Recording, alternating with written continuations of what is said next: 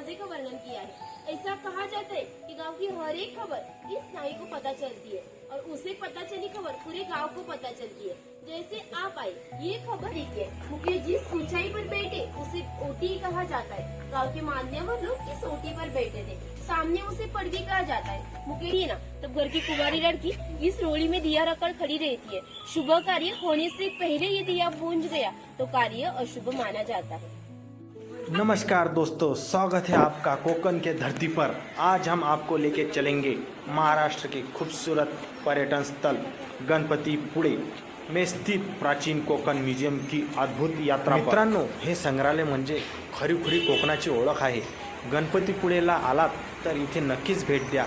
चला तर मग करूया सुरुवात या अप्रतिम प्रवासाला। व्हिडिओ शेवटपर्यंत नक्की पहा, स्किप करू नका। व्हिडिओ आवडला असेल तर लाईक शेअर करा आणि कॉमेंट करून आपले मत नक्की सांगा। आणि हो, आमच्या चॅनलला सबस्क्राईब करायला विसरू नका। ये जो पत्थर से बंधा बांध है उसे कोंकणी भाषा में पार कहा जाता है। ये पार 400 साल पुराना है। जब ये पार बंधा गया है तभी पीपल का पेड़ भी लगवाया गया है, इसलिए इस पेड़ की उम्र भी 400 साल पुरानी है। तळीसोबत हिरवे तलाव कोकण राष्ट्र देवीचे निसर्ग निर्मित केवळ नंदनवन। इस कविता में नंदनवन इस शब्द का इस्तेमाल किया है। नंदनवन इस शब्द का अर्थ है स्वर्ग की देवता इंद्र जी का बगीचा। वो जितना सुंदर है उतना हमारा कोंकण भी सुंदर है।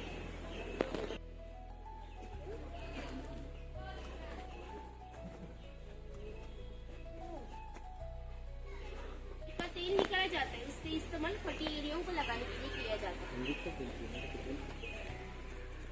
भगवान परशुराम हमारे पुराने में उनका ऐसा उल्लेख है कि हजारों साल पहले भगवान परशुराम हो गए। उन्होंने सारी पृथ्वी जीत ली और जीती हुई भूमि उन्होंने दान की हुई कौन सी भी चीज हम खुद के लिए इस्तेमाल नहीं कर सकते, लेकिन उन्हें रहने के लिए भूमि की जरूरत थी। हम जहाँ खड़े वहाँ हजारों साल पहले समुद्र था, उसके साथ उन्होंने युद्ध किया और उसे पकडंडी कहा जाता है। ये पकडंडी 400 साल पुरानी है। पहले ये पकडंडी गणेश जी की मंदिर तक थी, आधुनिकता में नष्ट हो गई और आज सिर्फ हमारे प्राचीन कोकण में देखने के लिए पाई जाती है। पहले ऐसे पकडंडी ग्राम देवता के मंदिर में जाने के लिए बांधी जाती थी। आज हम लोग भी इस पकडंडी से प्राचीन कोकण की ग्राम देवता वागजई उसके दर्शन के लिए जा रहे हैं।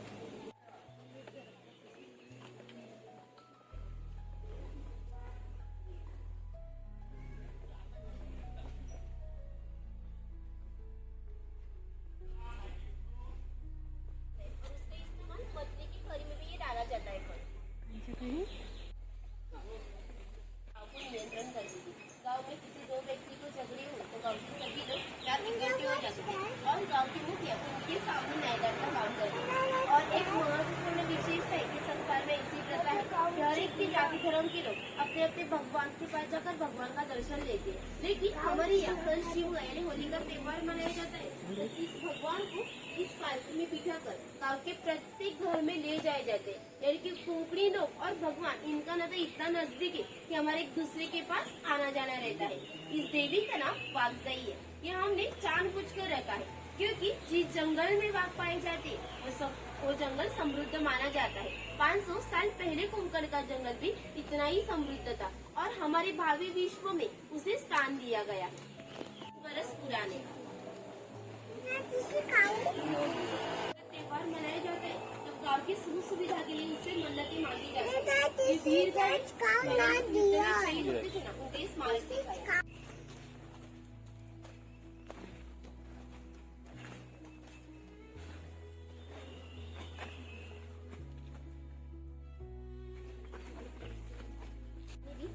मकान तक लग जाता है। कभी भी इतनी छोटी सी नौका लेकर एक कोई लोग गहरे समुद्र में 8-10 घंटे मछलियाँ पकड़ते। देखिए, घर घर में जाकर अपनी अपनी सेवा देते थे, लेकिन उसके बदले में उसे पैसे नहीं मिलते, लेकिन अनाज मिलता था। यानी कि इस नाई को गाँव के एक प्रत्येक घर में जाकर एक आदमी के बाल काटने के लिए साल भर के लिए 4 पैली यानी 8 किलो अनाज मिलता था। इतनी कम विधागी में ये लोग समाज की सेवा करते थे। हमारे नाई के बारे में हमारे लोक साहित्य में एक मजे का वर्णन किया है। ऐसा कहा जाता है कि गांव की हर एक खबर इस नाई को पता चलती है और उसे पता चली खबर पूरे गांव को पता चलती है। जैसे आप आए, ये खबर जिस तरह हमारे नाई को पता चली, उसी तरह पूरे गांव को पता चलेगी। हमारा पूरा गांव आपके स्वागत के लिए उत्सुक रहेगा। रिवाज के अनुसार हम पहले मुखिया के घर जाएंगे, उसके बाद पूरा गांव देखेंगे। राजकीय और धार्मिक संदर्भों में मुखिया का पहला सन्मान था। गांव में न्यायदान करना, कानून और सुव्यवस्था संभालना, ये काम मुखिया करते थे। वहाँ पर मुखिया के 2 बच्चे और हमारी परंपरा से चलता ही और चौपट खेल खेल रहे।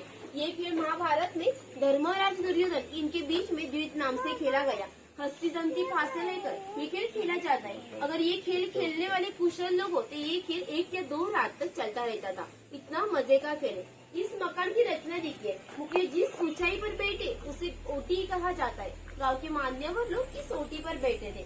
सामने उसे पड़गी कहा जाता है। मुखिया के यहाँ है रसोई घर, मुखिया के यहाँ है भगवान का घर, मुखिया के पीछे है माच घर, यानी कि पहले का बेडरूम। छप्पर की रचना देखिए। ऊपर छोटा छप्पर, बीच में गैप और नीचे बड़ा छप्पर है। कोंकण में गर्मी बहुत होती है, इसलिए अंदर की गर्म हवा इस गैप से बाहर निकलती है और बाहर की ठंडा हवा उसकी जगह लेती है, इसलिए अंदर का वातावरण ठंडा रहता है। घर के सामने बड़ा आंगन, आंगन में तुलसी वृंदावन। यहाँ पर ये सरस्वती दिखाई है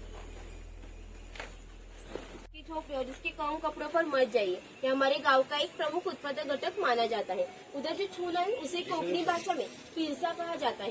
यह हमेशा के लिए जलता रहता रखा जाता था, क्योंकि पहले लाइटर और माचिस नहीं थी। किसान की बीवी को खाना बनाना हो तो यहाँ से 2 चूल्हे लेकर रसोई घर की चूल्हा जलाती थी। और ये चूल्हा बूझ गया तो घर में 2 चकमके नाम के पत्थर रहते थे, एक दूसरे पर घिसट कर आंच लगाई जाती थी। ये घुमाई की पुथाई की गई टोकरी, उसे कोंकणी भाषा में कणगी कहा जाता है। उसका इस्तेमाल अनाज रखने के लिए किया जाता है। यहाँ पर एक कोंकण का त्योहार दिखाए सन गौरी गणेश जी बनाने का काम कुंभार करता था। गणेश जी के त्योहार में गणेश जी की मूर्तियां बनाना, दीपावली में दिए बनाना, गर्मियों में मटकी बनाने का काम ये कुंभार करता था। ये जो सफेद रंग वाला मटका है वो ताड़ी माड़ी निकालने का मटका है। कोंकण में नारियल के पेड़ बहुत होती है। उसे नारियल आने से पहले एक पोई आती है। पोई को आधा काटा जाता है। बाहर के जासवंदी के पत्ते लगड़कर लगाए जाते हैं। पत्ते पोई में से माड़ी खींच लेती है और ये बूंद बूंद आने वाली माड़ी इस माट में इकट्ठा की जाती है। काल के अनुसार 12 बलूतेदार के व्यवसाय नष्ट हो गए, लेकिन ताड़ी माड़ी निकालने का व्यवसाय अभी भी चल रहा है।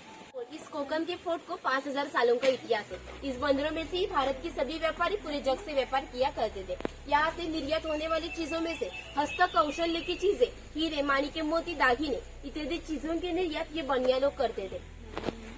लगने वाली लकड़ी की चीजें बनाने का काम सुतार करता था। सावंतवाड़ी का सुतार है। सावंतवाड़ी के लोगों को लकड़ी के खिलौने संसार में बहुत प्रसिद्ध है। उन्होंने बनाई हुई सुंदर चीजें हमारे ऊपर हस्तकला समन्वय केंद्र में आपको देखने के लिए मिलेगी। ये लोहार है।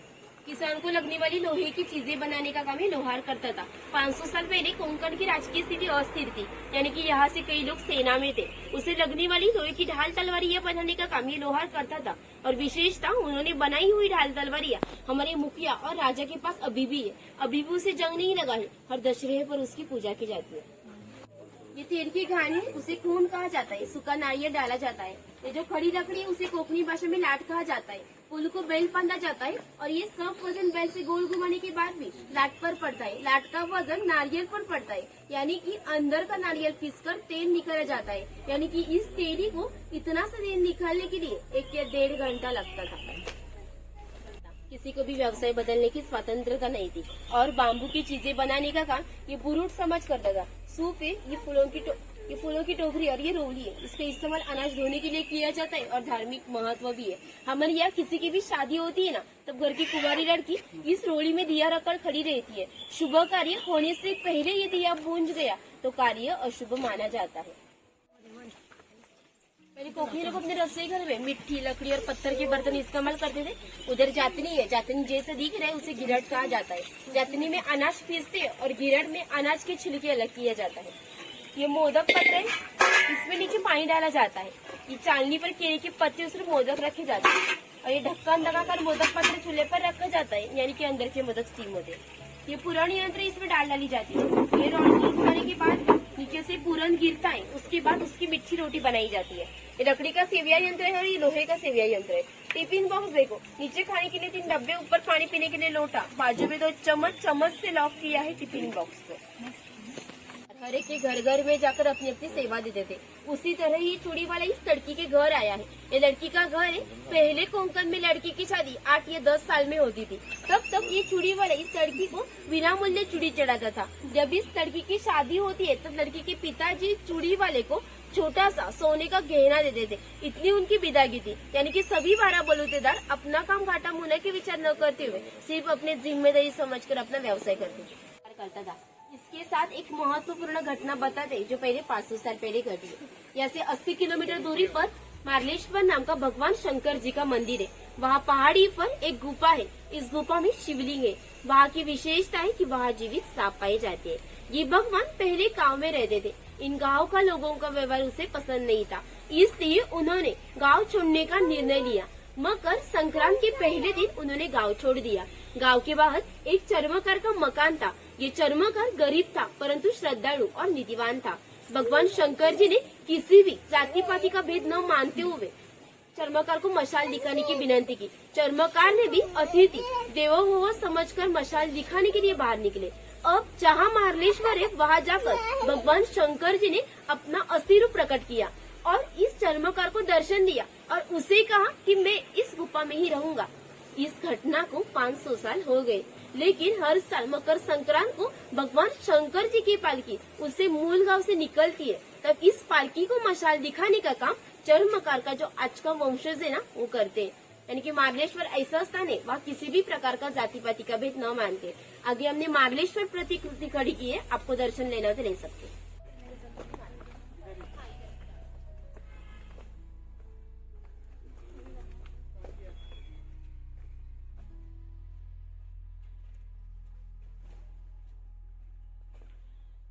दुर्गम पहाड़ियों पर रहते थे। उनका यहाँ से पहला बस स्टॉप भी 10-12 किलोमीटर दूरी पर होता था।